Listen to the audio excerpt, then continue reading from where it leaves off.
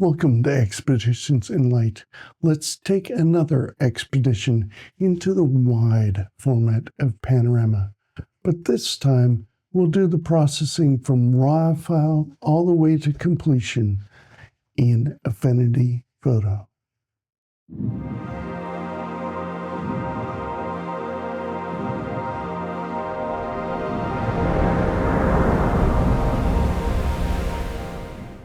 We have already looked at creating a panorama of the east-facing night view of Seattle through Luminar Neo.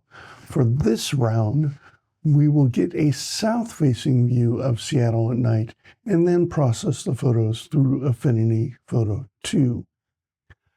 With all the negative press Adobe has received, Affinity Photo 2 has become more popular as a suite of photo processing tools. When I first started processing RAW files, I was using a program called RAW Therapy.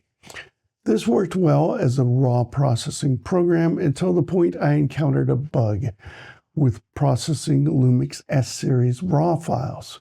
I also knew I needed something that had a reasonable cloning function.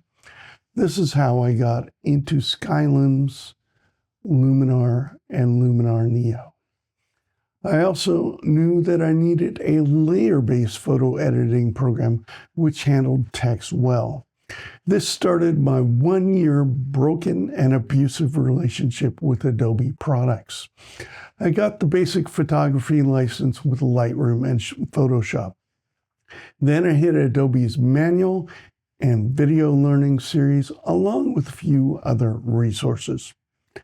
I hated it, and I will break down why. 1. Adobe's documentation is not version-based. They don't provide easy access to a manual for whatever .x is the current version. Their user guide at help.adobe.com doesn't edit for each major and minor version. They just dump it all in there. They have references in the guide to features not available anymore, menus since deprecated, integrations that don't exist, and so on. They will mention certain things that are gone in certain versions, but they won't change the documentation. I'm not put here to figure out what is currently useless in their documentation. Professional companies publish user guides at regular intervals and based on what is appropriate for that version. It's called version-based document management. 2. The exact same goes for the video documentation. Some of those Adobe learning videos on the Learn Lightroom website date back to 2013, and again reference menus, features, or integrations which are no longer there anymore, do not function, or have different menu options. 3. The 90s called and want their interface back. The software world has moved on to making smoother workflows and better looking interfaces. That is half of why users go to Skylum's Luminar Neo, and the Luminar layout is modern, intuitive, and quick. I can't believe the poor layout, workflow, interface, and menus that are in Adobe's Lightroom and Photoshop. Come on, Adobe. It's 2025, not 1990. 4. Adobe's attempt at updating their interface gave us Lightroom, not to be confused with Lightroom Classic. Lightroom by default saves in the cloud. I have my own storage solution. It's much larger than 1 terabyte and it's simple. I'm paying for something I don't need. This is common with Adobe bundles. I will also never need their video editor because DaVinci Resolve is the future and it works great now. I own DaVinci Resolve Studio license, which was bundled with the Speed editor. 5. I have no use for AI features. I try to get it right in camera. 6. Your Adobe license allows them to scan your files. How, why, when, where, how it's used, and whatever else is said about this issue is a waste of my time. The license allows them to scan your files. You know my property, my work that I spend hours and hours on. So here I am learning Affinity Photo 2. I picked up the full suite. Affinity Photo 2, Affinity Publisher 2, Affinity Designer 2. So far, I have been happy with combining Luminar Neo with Affinity Photo. With the purchase by Canva of Serif, the company behind Affinity Photo, and active development, I'm sure my learning efforts on Affinity will not be wasted. Anyways, after that rant, let's take a trip on site facing south, looking across Lake Union to grab another great night view panorama of Seattle. All right, welcome back to some of the waters of Seattle. This is a lake. This view is pointed south across the lake. We'll probably use the same settings around F11, 15 seconds. Not sure what the ISO is going to be, but we'll find out. One of the heads up here is on the setup.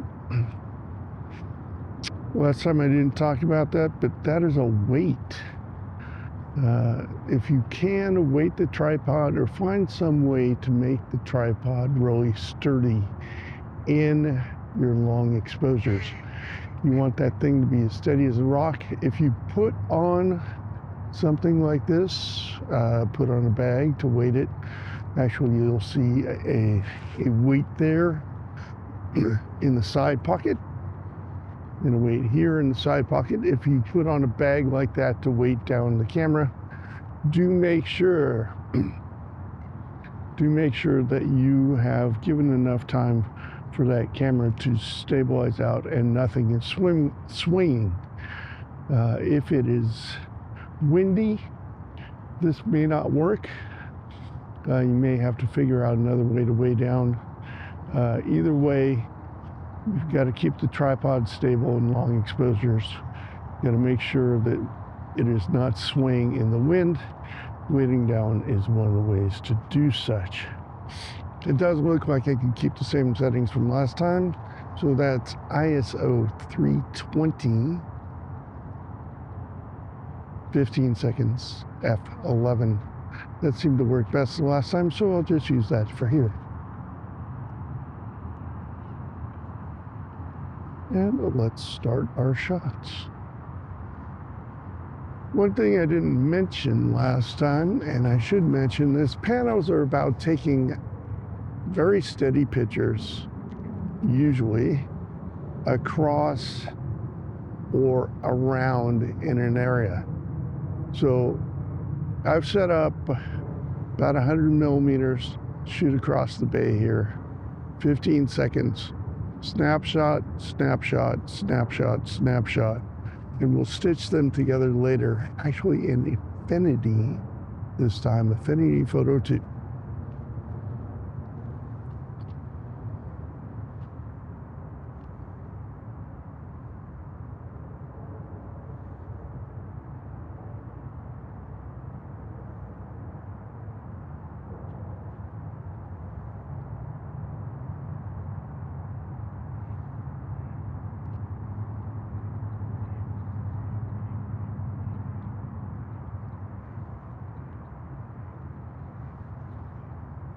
Double check that exposure.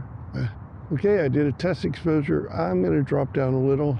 Of course, you don't want to blow the highlights, and you want as much detail as you can in the shadows.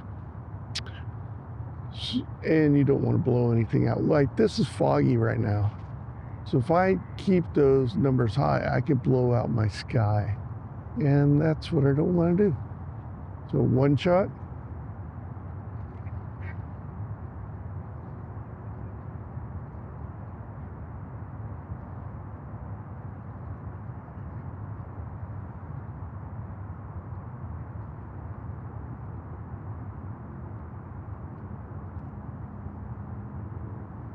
do shots. I'm going to wait here. What I don't need is that boats, those rowing folks, streaking across in strange little frames. If I just let them go by, I won't have them in the frame.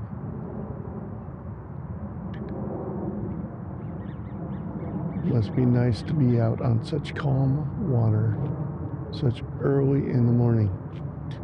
Again, the best nighttime photography actually is early in the morning. Generally, the city's a bit calmer, and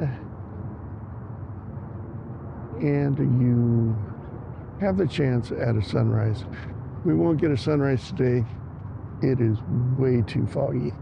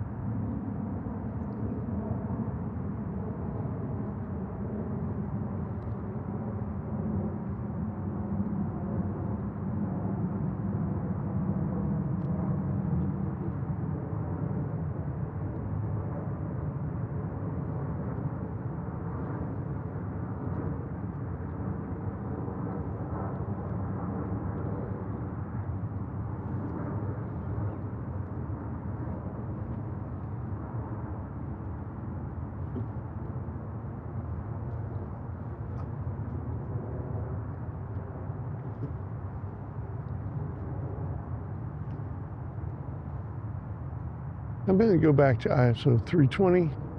I'm here. Might as well take a few shots. We're still at F11. 15 seconds, I believe. Yes. We have quite a bit of rowing traffic this morning. So we got to wait around, make sure they're not in the shot. Once again, let's enjoy this Seattle downtown core night view, which is actually early in the morning, pointed south.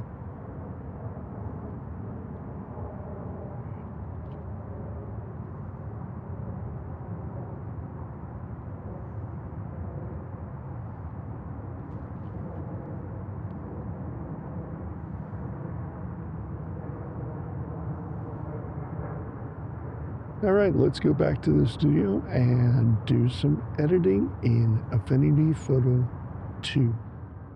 We will start with this photo.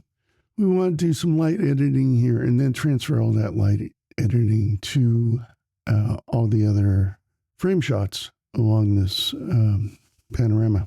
We do have a little bit of lens spots here. We will fix that later. To this, we're going to create a batch job. So we got the raw file in. We're just going to hit develop so we can get to this window. We're going to start a macro. And you'll see what I mean here. So that was window and macro in the regular develop or photo persona. And we'll start recording. But we will do that. We'll hop on back to the regular develop. We'll go to our basics tab and do some very basic things. We'll just a touch of contrast, just a touch of clarity.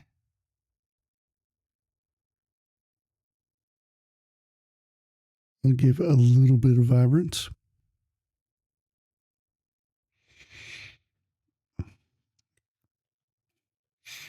We're going to take on shadows and highlights. We're going to bring those shadows down just a little. it was very foggy, so it looks quite bright. Jump on over to the Details tab and Detail Refinement. We want to start popping our details here everywhere. And we should enable that. Without this being enabled, it won't process. So, of course, we need that enabled. Some noise reduction. There's not too much noise here, but this does clean it up a little. I'm one of those people who don't like noise. I'm going to have a tone curve. I'm going to pull the black point in just slightly, and we will add a curve. Just a touch of a curve. Not much, but a touch. So that will be our basic raw develop. Let's hit develop. That brings us back into our macro, which is here. Now we can stop this macro recording. We'll put it in our custom pano prep. And we'll make a custom macro called night pano develop. And click OK. Now we have that library. We can then take and apply that to multiple photos, raw photos. So we're going to create a new batch job.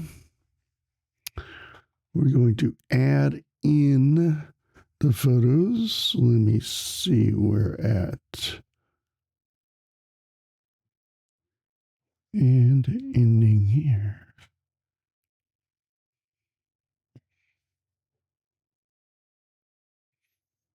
We'll use the available macro we just created. We'll move it to applied macros. You only need TIFFs. We're not going to save to the original location. We're going to save to a dedicated TIFF folder. So this will take it and run all the raw developing we've done. We've saved it as a special macro. Then we'll apply it against all these files.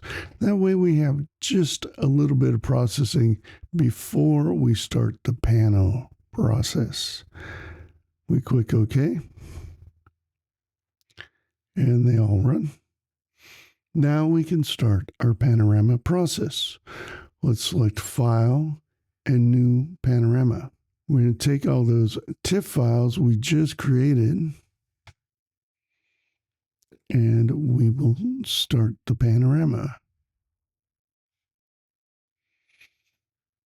So here's our slightly developed raw files into TIFF files, and we will stitch a panorama. Quick look to see if it's okay, which it is. We'll do some editing, of course. And then we have the general panorama being rendered. One of the things here to note is there are some stitching options up here. When you select these, you can select various photos that have been stitched together and choose whether or not you're going to use parts of those photos. So basically that's an add and delete from the photos. Before we do anything, we're just going to crop a little.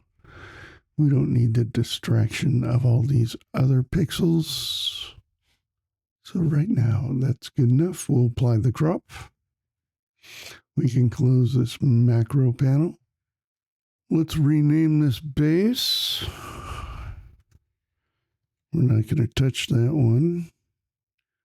Now we're going to use the selection tool actually to just select the city. Remember, we can use our bracket keys to make our selection tool bigger and smaller. And I just want the city. I'm going to go through, do a little roughness, and then come back and adjust a little bit. And fairly rough with the selection. We'll go back and make that nicer here in just a little bit. And along that water line. Now, of course, our selection was not perfect, so I'm going to come down and reduce that. And on Mac, you choose Option and click, and that reverses the selection. So I'm going to take and adjust these selections just a little, just to make them a bit more accurate. Got a smaller brush, and I'm switching between brush to paint on, and then selecting the Option key and using the brush. Okay, we have a pretty good selection. So now we've done all our selection. We're going to come up to Layer, New Live Filter Layer, Sharpen, and Unsharp Mask. And we'll move that out.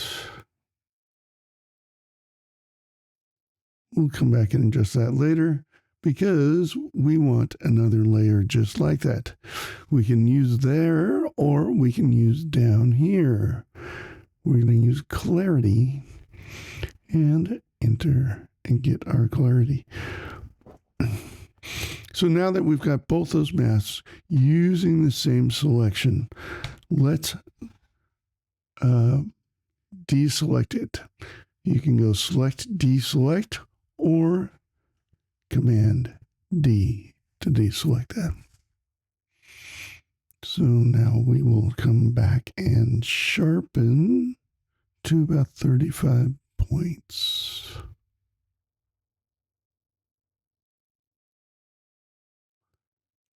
Right there.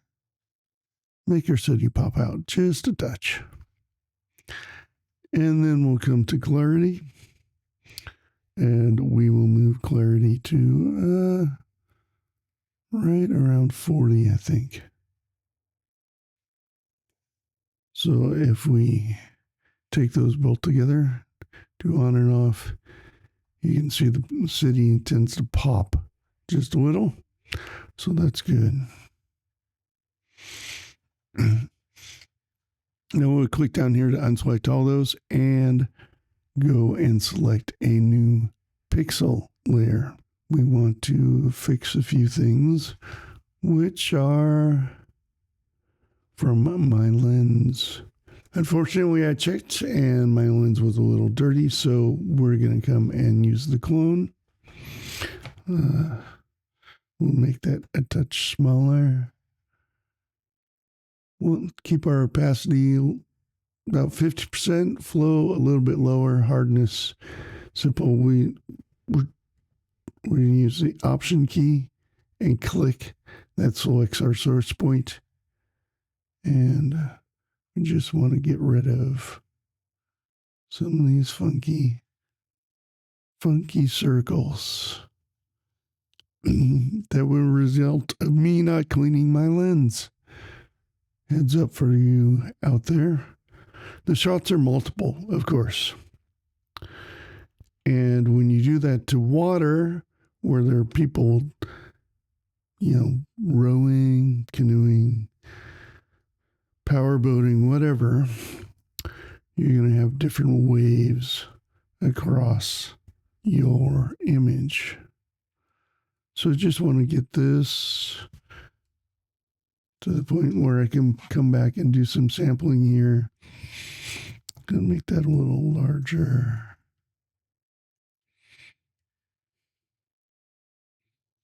And I'll sample along these. A little too much there.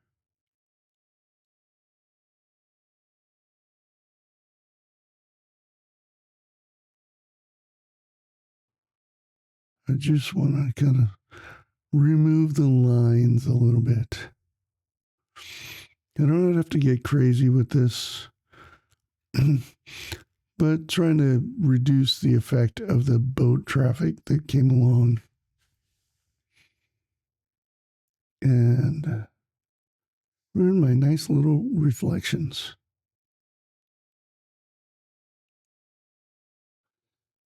Again, nothing crazy, but I don't want those lines there. I'll probably come back and work on that one a little bit more. That's better. I don't need to be perfect here. Partially because what is happening next? So next, we will unselect the pixel layer and go with Gaussian blur. What we're going to do is affect the water only. Just a heads up before we go into the Gaussian blur, do make sure that when you do something like that clone, you are selected current layer and below. You want all this stuff available in your cloning. So when you create those pixels, clone those pixels, they look believable. Let's go into our Gaussian blur. We're going to make a bunch. This will affect everything. We'll probably go up to about 30, which is way too much, but you'll see we'll come back and make some adjustments. Now we want to take this Gaussian blur, which we've applied, and we want to invert it so that we can use a mask on it simply. We're going to layer and invert. That takes care of getting rid of all our blur, but we'll come back and add it in with a gradient. So we have our blur, we have our gradient tool selected. We'll draw up a line.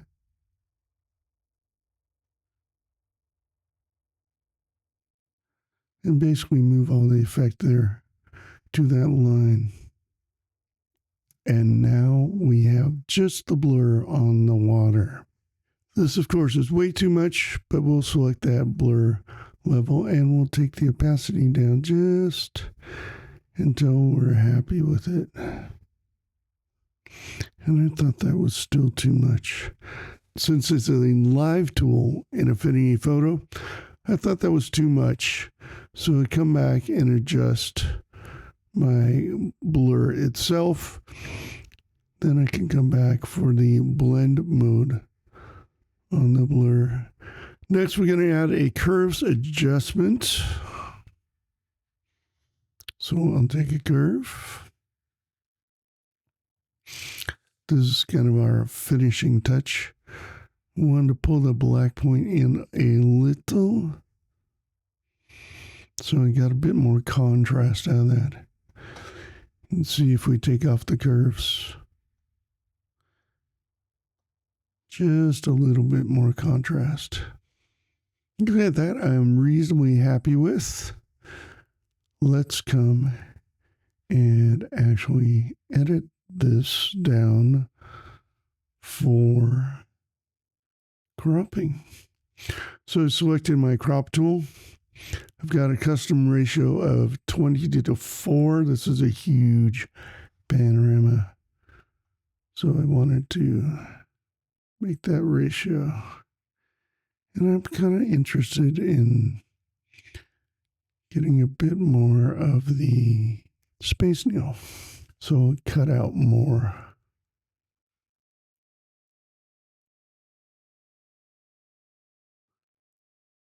Something like that.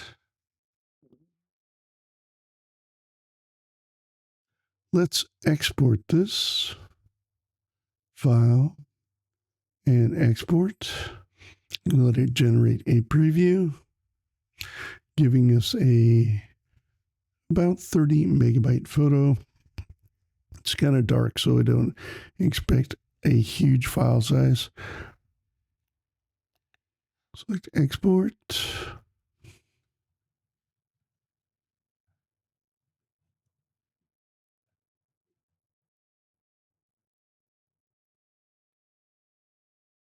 and save.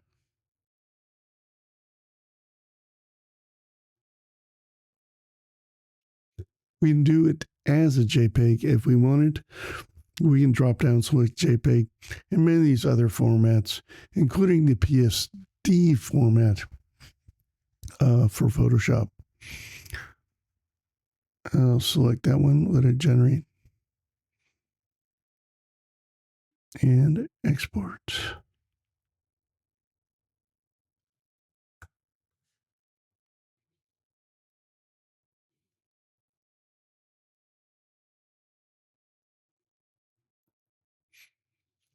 All right, thanks for joining me through this editing process. Thanks for coming along with me on this journey into another method of creating a panorama through Affinity Photo. Have a closer look at the south-facing night view panorama. I have a couple more methods of doing panoramas we will examine and a few other sites, views, and locations around Seattle to pull them from. Remember, most likely, no matter where you live in the world, there is a panoramic view to be created. I'm hoping to spend more time working on learning Affinity Photo, but I did pick up another slight distraction through some more equipment acquisition. That distraction will be featured in the next method for capturing panoramas. I know I have one more option, making a total of 4 options for taking panoramas. This option is not often done on YouTube, as most videos focus on the software or the camera. I could do 5 videos on panoramas if anyone's interested in me doing panoramas with the DJI Pocket 3. Usually that is my point of view camera, but if you would like me to add the Pocket 3 to this panorama journey list, let me know in the comments. Until the next Expeditions in Light, this is your host, John, signing off.